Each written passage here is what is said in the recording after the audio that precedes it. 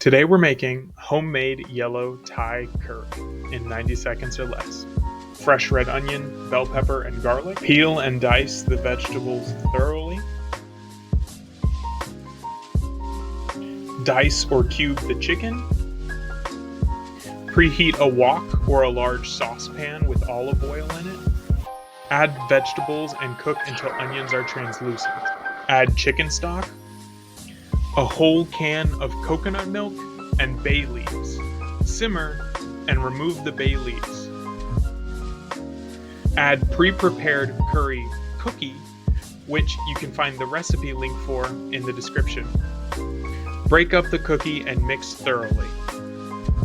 Add chicken and simmer on a medium-high heat until cooked through fully. While that's going, prepare rice.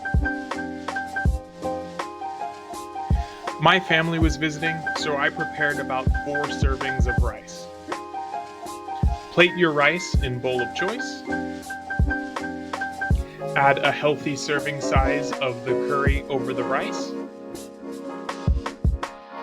Garnish with spring onion and enjoy!